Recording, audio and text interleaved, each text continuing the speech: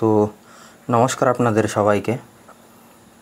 আজকে আমরা যেই ভিডিওর টপিকটি নিয়ে আলোচনা করতে চলেছি সেটি হচ্ছে বেসিক অফ বৈদিক অ্যাস্ট্রোলজি বা বৈদিক জ্যোতিষশাস্ত্রের একদম বেসিক কিছু কনসেপ্টগুলি নিয়ে আমরা আলোচনা করব। আজকের আমরা ভিডিওতে জানব হাউস বা জন্মকুণ্ডলীর ঘর কি কি, প্ল্যানেট বা গ্রহ সম্পর্কিত তথ্য আমরা কিছুটা ধারণা করব। আজকে রাশি জানব যে কোন রাশির কি নাম, কোন রাশিকে কোন গ্রহ লর্ডশিপ করে বা কোন রাশির অধিপতি গ্রহ কোনটি। আমরা আজকে মুন সাইন বা আপনার নিজস্ব রাশি, অ্যাকচুয়ালি জন্মকুণ্ডলিতে চন্দ্রমা যেই রাশিতে বসে থাকে সেটি অ্যাকচুয়ালি আপনার জন্ম রাশি। সানসাইন বা সূর্য রাশি আমরা অনেক ক্ষেত্রে দেখে থাকি যে সূর্য জন্মকুণ্ডলীর যেই রাশিতে বসে থাকে সেটি জন্মকুণ্ডলীর সূর্য রাশি বা লগ্ন। আমরা এই সমস্ত কিছুই আজকে এই ভিডিওতে আলোচনা করব। তো একটা জন্মকুণ্ডলীতে কি কি লাগে, মানে একজন জ্যোতিষী আপনার একটা জন্মকুণ্ডলীর কী কী দেখে বিচার বিশ্লেষণ করে আপনাকে ভবিষ্যতের প্রেডিকশন দেয় বা কোনো কিছু বলে দেয় একদম, যেটা অ্যাকুরেটভাবে মিলে যায়। তো সর্বপ্রথম আমাদের জন্মকুণ্ডলীর 4টে স্তম্ভ জানতে হবে। তো জন্মকুণ্ডলীর 4টে স্তম্ভ হচ্ছে জন্মকুণ্ডলীর ঘর। এই যে আমি জন্মকুণ্ডলী এঁকে রেখেছি, তো এখানে টোটাল 12টি ঘর আছে। তো কোন ঘরকে কি বলে বা কোন ঘরটা কত নম্বর ঘর আমরা ভিডিওর পরবর্তীতে জানতে থাকবো। তো 4টে স্তম্ভের মধ্যে একটা হচ্ছে হাউসেস বা ঘর, আর দ্বিতীয়টি হচ্ছে প্ল্যানেটস বা গ্রহ, কোন গ্রহ কোন ঘরে বসে আছে জন্মকুণ্ডলীর, সেটি থেকে অনেকে বিচার বিশ্লেষণ করে, মানে মেনলি সেইটির থেকেই বিচার বিশ্লেষণ করা হয় অ্যাকচুয়ালি। রাশি, জন্মকুণ্ডলীতে কোন ঘরে কোন রাশি পড়েছে বা কোন রাশিতে কোন গ্রহ বসে আছে এগুলি দেখেও অনেক জ্যোতিষী বিচার বিশ্লেষণ করে বলে থাকে। আর হচ্ছে নক্ষত্র একদম ডিপ সেকশন, মানে নক্ষত্রের একটা রাশির মধ্যে কোন নক্ষত্রে কোন গ্রহটি বসে আছে, সেই নক্ষত্রের এফেক্ট কী, সেগুলো জানা যায়। তো আজকে আমরা নক্ষত্রটাকে বাদ দিয়ে বাকি 3টে স্তম্ভ সম্পর্কে জানব। সেগুলি হচ্ছে হাউসেস বা জন্মকুণ্ডলীর ঘর, প্ল্যানেটস বা গ্রহ, রাশি। তো সর্বপ্রথম আমরা দেখব যে জন্মকুণ্ডলীতে ঘর আমরা কাকে বলে থাকি বা ঘর অ্যাকচুয়ালি কী। এই যে আমি জন্মকুণ্ডলী বানিয়ে রেখেছি, এই জন্মকুণ্ডলীতে টোটাল 12টি ঘর আছে। গুণে দেখতে পারবেন 1 2 3 4 5 6 7 8 9 10 11 12, এই টোটাল 12টি ঘর আছে। তো একটা জন্মকুণ্ডলীতে টোটাল 12টি ঘরই থাকে। জন্মকুণ্ডলীর এটি হচ্ছে একদম প্রথম ঘর। আমি যেই জন্মকুণ্ডলী নিয়েছি এটি উত্তর ভারতীয় জন্মকুণ্ডলী। আপনারা হয়তো অনেক ক্ষেত্রে অন্যরকম বা গোলাকৃতি একটা জন্মকুণ্ডলী দেখতে পারবে। এটি উত্তর ভারতীয় জন্মকুণ্ডলীর একটি মানে প্রোফাইল বলতে পারেন আপনারা। তো এই জন্মকুণ্ডলীতে বেসিক্যালি ঘর একদম স্থির থাকে। এটি জন্মকুণ্ডলীর প্রথম ঘর। আপনাদের সবার ক্ষেত্রেই জন্মকুণ্ডলীর প্রথম ঘর এটিই থাকবে। এটি দ্বিতীয় ঘর, আপনাদের সবার ক্ষেত্রে জন্মকুণ্ডলীর দ্বিতীয় ঘর এটিই থাকবে। মানে ঘর সবসময় ফিক্স থাকবে এই জন্মকুণ্ডলীতে। রাশি আপনাদের জন্মস্থান, জন্ম সময়, জন্মদিন, সেই তরফে আপনারা কখন জন্মেছেন, কোথায় জন্মেছেন সেটির ওপর ক্যারি করে আপনাদের রাশি আলাদা হয়ে যাবে, প্ল্যানেটারি পজিশন আলাদা রাশিতে পড়ে যাবে এবং আলাদা আলাদা নক্ষত্র পড়ে যাবে। তো আমরা এখন আপাতত হাউস সম্পর্কে বা ঘর সম্পর্কে আলোচনা করব। তো এটি হচ্ছে জন্মকুণ্ডলীর প্রথম ঘর। আপনাদের সবার ক্ষেত্রে এটি প্রথম ঘরই বিবেচিত হবে। আমি এখানে লিখে দিচ্ছি। এটি দ্বিতীয় ঘর বা সেকেন্ড হাউস আপনাদের সবার জন্মকুণ্ডলীর ক্ষেত্রে বিবেচিত হবে। এটি থার্ড হাউস বা তৃতীয় ঘর। এটি ফোর্থ হাউস বা চতুর্থ ঘর। এটি ফিফথ হাউস বা পঞ্চম ঘর। এটি সিক্সথ হাউস বা ষষ্ঠ ঘর। এটি সেভেন্থ হাউস বা সপ্তম ঘর। এটি এইটথ হাউস বা অষ্টম ঘর। এটি নাইনথ হাউস বা নবম ঘর। এটি 10th হাউস বা দশম ঘর। এটি 11th হাউস বা একাদশ ঘর। এটি 12th হাউস বা দ্বাদশ ঘর। তো আপনারা যারা বুঝেছেন তারা কমেন্ট করে একটু জানাবেন। আর যদি না বুঝে থাকেন আমি আপনাদের আবারও বলছি, এটি জন্মকুণ্ডলী। তো জন্মকুণ্ডলীতে সর্বপ্রথম আমাদের দেখতে হবে হাউস। আপনাদের এই রকম জন্মকুণ্ডলী যদি হয়ে থাকে তাহলে আপনারা সর্বদাই মেনে চলবেন যে এটা আপনাদের জন্মকুণ্ডলীর প্রথম ঘর, এটা দ্বিতীয় ঘর, এটা তৃতীয় ঘর, এটা চতুর্থ ঘর, এটা পঞ্চম ঘর, এটা ষষ্ঠ ঘর, এটা সপ্তম, অষ্টম, নবম, দশম, দ্বাদশ, একাদশ। এইভাবে আপনারা ঘরগুলি বুঝে গেলেন। এবার আমরা জানব রাশি সম্পর্কে। তো আগে রাশিটা জেনে নিই, তারপর আমরা এক একটা প্ল্যানেট জানবো যে কোন রাশিকে কোন গ্রহ বা প্ল্যানেট রুল করে। তাহলে আমাদের জানা হয়ে যাবে যে রাশি কোনগুলি আর রাশিদের অধিপতি গ্রহ কোনগুলি। তো আমরা অ্যাকচুয়ালি জন্মকুণ্ডলীর একটা কালপুরুষ কুণ্ডলী বানিয়ে নিই, বা কালপুরুষ কুণ্ডলী হিসেবে আপনারা বুঝতে পারবেন যে রাশি বা রাশি অধিপতি কোনগুলি। তো জন্মকুণ্ডলীর সর্বপ্রথম বা কালপুরুষের সর্বপ্রথম রাশি হচ্ছে মেষ বা এরিস রাশি।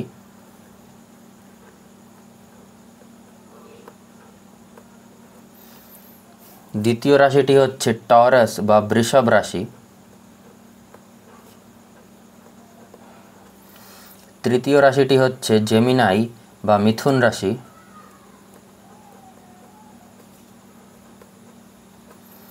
চতুর্থ রাশিটি হচ্ছে ক্যান্সার বা কর্কট রাশি। পঞ্চম রাশিটি হচ্ছে লিও বা সিংহ রাশি। ষষ্ঠ রাশিটি হচ্ছে ভার্গ বা কন্যা রাশি। সপ্তম রাশিটি হচ্ছে লিব্রা বা তুলা রাশি। অষ্টম রাশিটি হচ্ছে স্করপিও বা বৃশ্চিক রাশি। নবম রাশিটি হচ্ছে স্যাজিটেরিয়াস বা ধনু রাশি।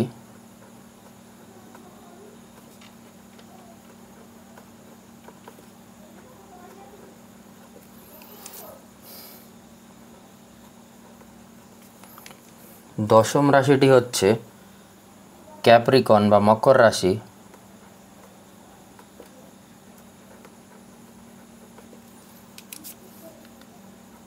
একাদশতম রাশিটি হচ্ছে অ্যাকোয়ারিয়াস বা কুম্ভ রাশি।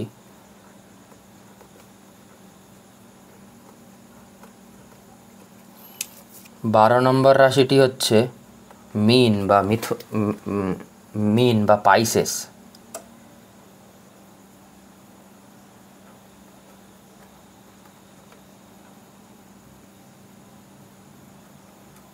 মিন বা পাইসেস।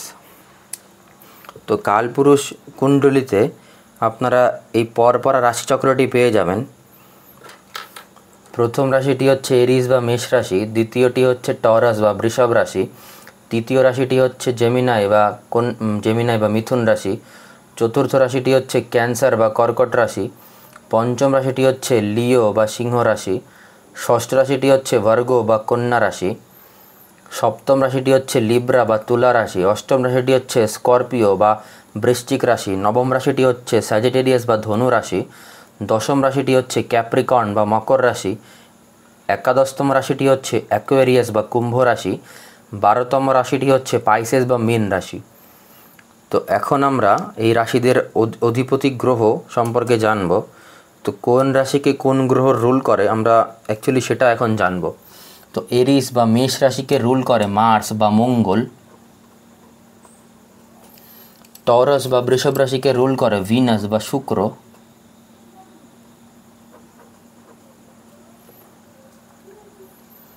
জেমিনাই বা মিথুন রাশিকে রুল করে মার্কিউরি বা বুধ।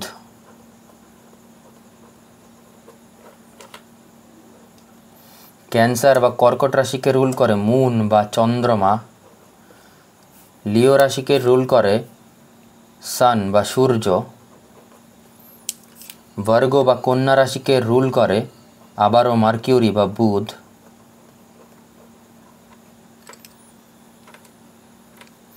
লিব্রা বা তুলা রাশিকে রুল করে ভিনাস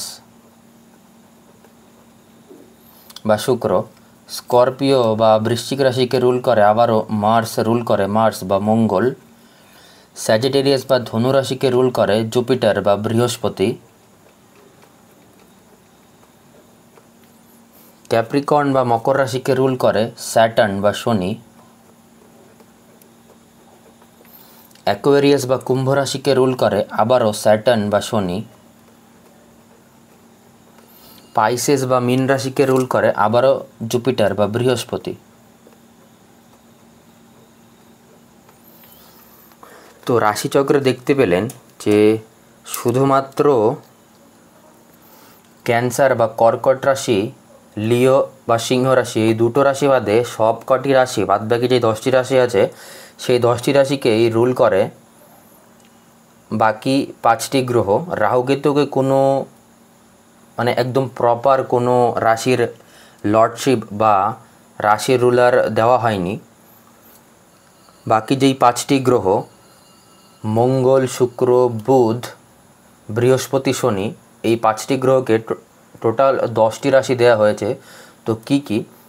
এরিস বা মেষ রাশি মার্স রুল করে, টরাস বা বৃষভ রাশি শুক্র রুল করে, জেমিনাই বা মিথুন রাশি বুধ রুল করে, ভার্গো বা কন্যা রাশি আবারও বুধ রুল করছে, লিব্রা বা তুলা রাশি আবারও শুক্র রুল করছে, স্করপিও বা বৃশ্চিক রাশি আবারও মার্স বা মঙ্গল রুল করছে, স্যাজিটেরিয়াস বা ধনু রাশি জুপিটার বা বৃহস্পতি রুল করছে, ক্যাপ্রিকর্ন বা মকর রাশি স্যাটার্ন বা শনি রুল করছে, অ্যাকোয়ারিয়াস বা কুম্ভ রাশি আবারও স্যাটার্ন বা শনি রুল করছে, পাইসেস বা মীন রাশিকে আবারও জুপিটার বা বৃহস্পতি রুল করছে। তো কালপুরুষের জন্মকুণ্ডলী অ্যাকচুয়ালি এরকম দেখতে হবে। এখানে শুধু নাম্বারিং করা থাকবে 1 2 3 4 5 6 7 8 9 10 11 12। আমি যে মূলত এখানে নাম্বারিং করলাম, এই নাম্বারিং অ্যাকচুয়ালি হচ্ছে রাশিদের নাম্বার। আপনারা পরপর মনে রাখবেন, এটি অ্যাকচুয়ালি মূল রাশির নাম্বারের সিকুয়াল। 1 নম্বরে এরিস বা মেষ, 2 নম্বরে টরাস বা বৃষভ, 3 নম্বরে জেমিনাই বা মিথুন, 4 নম্বরে ক্যান্সার বা কর্কট, 5 নম্বরে লিও বা সিংহ, 6 নম্বরে ভার্গো বা কন্যা, 7 নম্বরে লিব্রা বা তুলা, 8 নম্বরে স্করপিও বা বৃশ্চিক, 9 নম্বরে স্যাজিটেরিয়াস বা ধনু, 10 নম্বরে ক্যাপ্রিকর্ন বা মকর, 11 নম্বরে অ্যাকোয়ারিয়াস বা কুম্ভ, 12 নম্বরে পাইসেস বা মীন রাশি। এটি অ্যাকচুয়ালি আমাদের রাশিচক্র বোঝায়।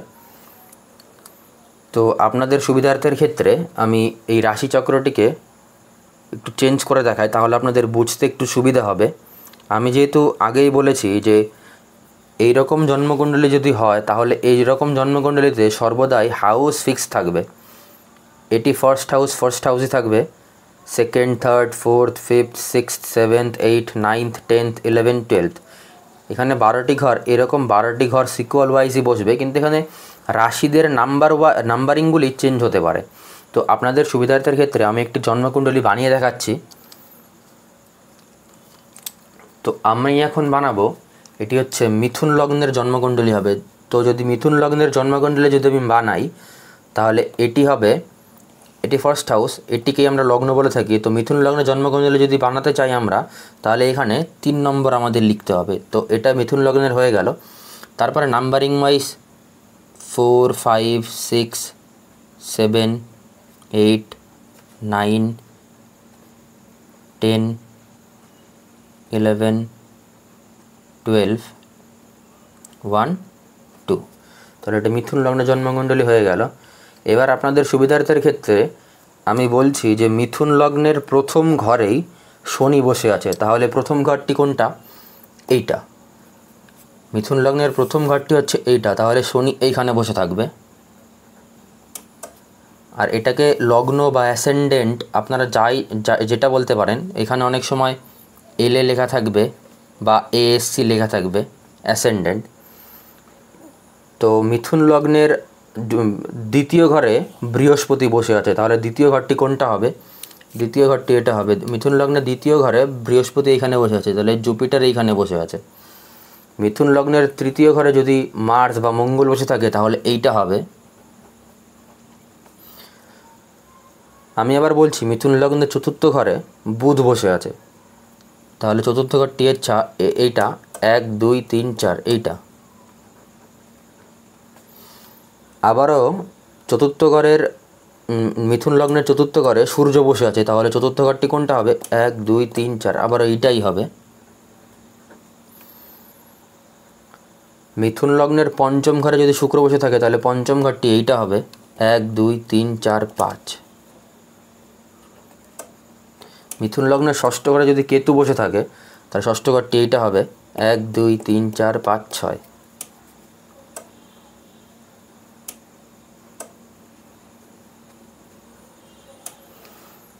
মিথুন লগ্নের নবম স্থানে যদি চন্দ্রমা বসে থাকে 1 2 3 4 5 6 7 8 9 এইখানে, তাহলে এখানে চন্দ্রমা হবে বা মুন। আর মিথুন লগ্নের 12 নম্বর ঘরে যেখানে যদি রাহু বসে থাকে 1 2 3 4 5 6 7 8 9 10 11 12, এখানে হচ্ছে 12 নম্বর ঘর, এখানে যদি রাহু বসে থাকে তাহলে এখানে রাহু আমরা লিখব। তো এটি আপনাদের আমি একটি জন্মকুণ্ডলী বানিয়ে দেখালাম। এরকম আপনাদের জন্মকুণ্ডলী দেখতে হবে। আপনারা এই ভিডিওটিতে কমেন্ট করে জানাবেন যে আপনাদের কোন লগ্নের চন্দ্রমা কোন ঘরে বসে আছে, কোন রাশিতে বসে আছে, আর বাদ বাকি যত রকম প্ল্যানেটের পজিশন আছে আপনারা সেটাকে উল্লেখ করে বা একটা ছবি তুলে বা এরকম করে একটা বানিয়ে আপনারা কমেন্টে ছবিও পাঠাতে পারেন বা লিখে লিখে আমাকে সেন্ড করে দিতে পারেন যে আপনাদের লগ্ন কোনটা, লগ্নে কোন গ্রহ বসে আছে, দ্বিতীয় ঘরে কোন গ্রহ বসে আছে, তৃতীয় ঘরে কোন গ্রহ বসে আছে, চতুর্থ ঘরে কোন গ্রহ বসে আছে, পঞ্চম ঘরে কোন গ্রহ বসে আছে, এরকম করে 12টি ঘরে কোন কোন গ্রহ বসে আছে। সব ঘর তো আর পূর্ণ হবে না, মেনলি 9টা প্ল্যানেট। আপনাদের দেখা গেল যে অনেকের ক্ষেত্রে অলমোস্ট বেশিরভাগ প্ল্যানেটই, বেশিরভাগ ঘরই ফাঁকা থেকে গেল, এরকমও অনেকের ক্ষেত্রেই হবে। তো সেটা না ভেবে আপনারা শুধু আমাকে লগ্ন, চন্দ্র, রাহু বাদ বাকি যে 9টা গ্রহ সম্পর্কে আমি আপনাদের বললাম, কোন গ্রহ কোন রাশিতে কোন ঘরে বসে আছে সেরকম সিকোয়াল ওয়াইজ আমাকে কমেন্ট করে জানাবেন। এখানে আমি আরেকটা আপনাদের এই উদাহরণজনিত কারণে আরেকটা দিয়ে রেখেছি, যদি আপনারা চান তাহলে আমি আপনাদের আবার একটা বানিয়ে দেখাচ্ছি। এখন আমরা বানাবো মীন লগ্নের জন্মকুণ্ডলী। তো মীন লগ্ন হচ্ছে, মীন রাশি কোনটা, মীন রাশি একদম 12 নম্বর রাশি, আর লগ্ন হচ্ছে এইটা। মীন রাশি রাশিচক্রের 12 নম্বর রাশি।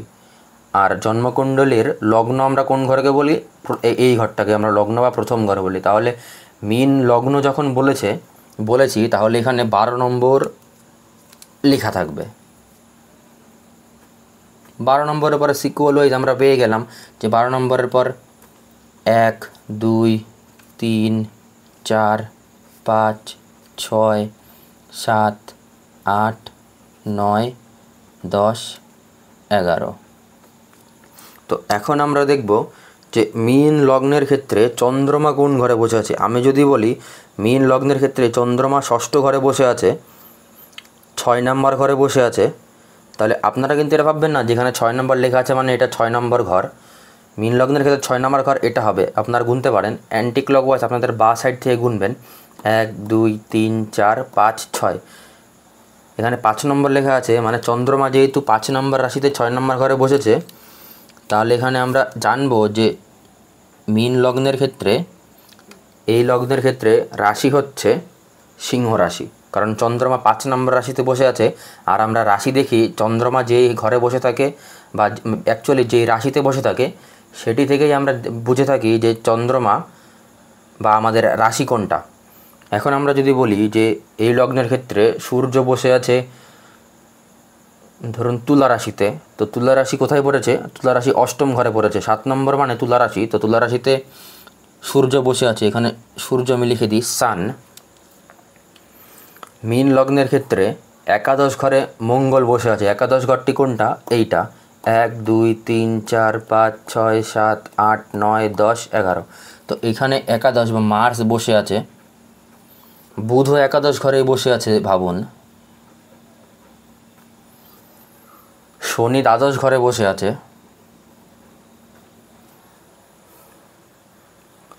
জুপিটার বসে আছে পঞ্চম ঘরে, রাহু কেতু বসে আছে ভাবুন, লগ্নে রাহু বসে আছে, কেতু সপ্তমে তাহলে বসবে। রাহু কেতু অল টাইম একে অপরের অপোজিট বসে থাকে, Rahu Ketu all time retrograde থাকে বলে আমি এখানে আর বা রেট্রোগ্রেড বলে দিলাম। আমরা রেট্রোগ্রেড, কম্বাসন বা দগ্ধ হয়ে যাওয়া এইসব পরে আলোচনা করব।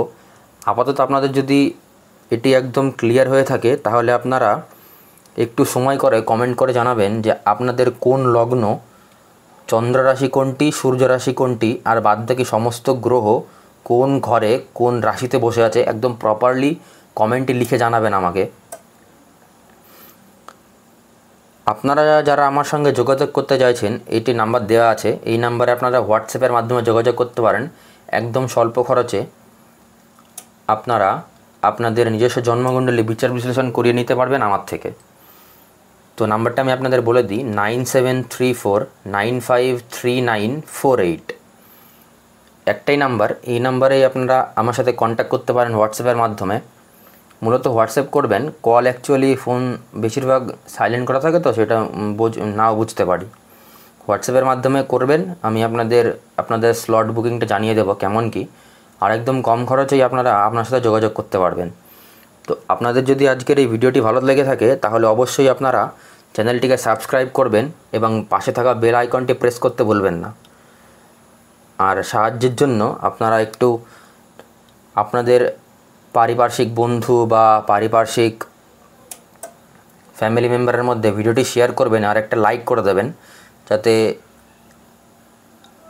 সহানুভূতিটা একদম বজায় থাকে আপনাদের, বা আমার একদম মোটিভেশনটা, ভিডিও করার যে মোটিভেশনটা আমি যেন পেয়ে থাকি অল টাইম।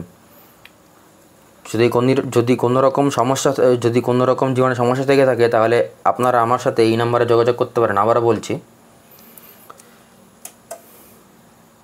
তো আজকের জন্য এইটুকুই। ধন্যবাদ আপনাদের সবাইকে।